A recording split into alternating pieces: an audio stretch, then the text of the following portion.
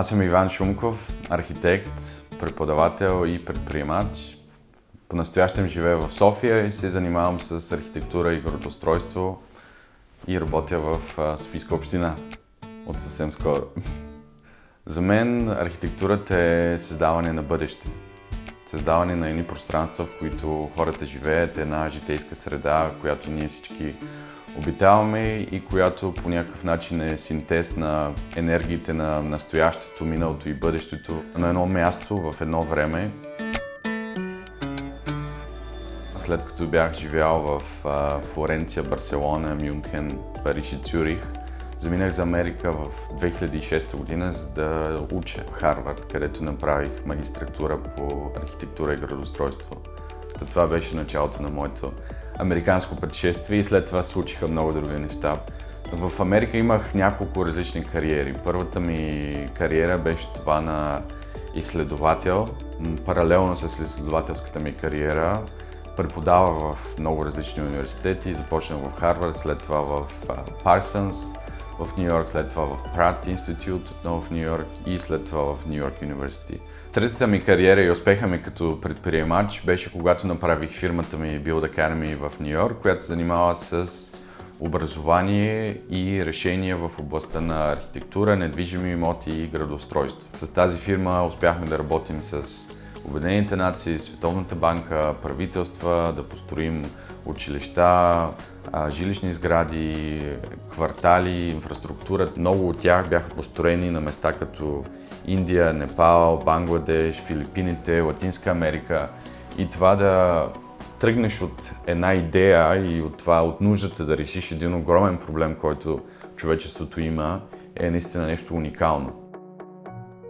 Преди около година, когато започна цялата пандемия с COVID, и Нью Йорк беше един град, който замря в продължение на месеци.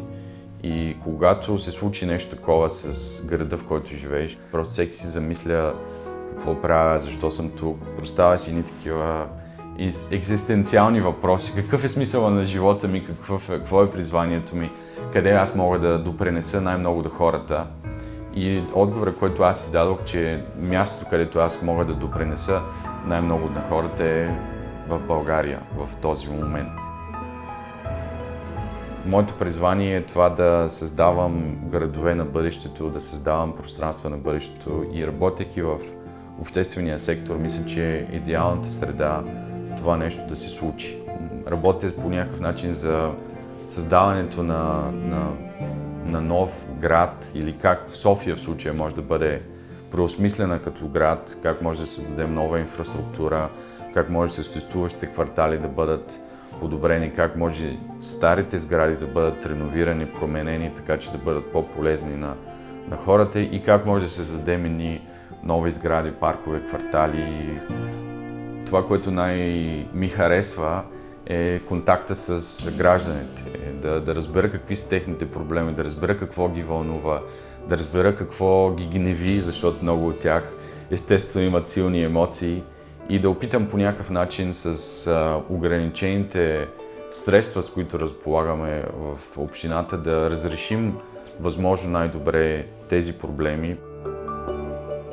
Винаги съм оптимист по дефиниция и наистина, виждайки промяната, която се е случила в България в последните 20 години и която се случва в момента, съм огромен оптимист, че вървим в една добра посока и че нещата ще се подобряват.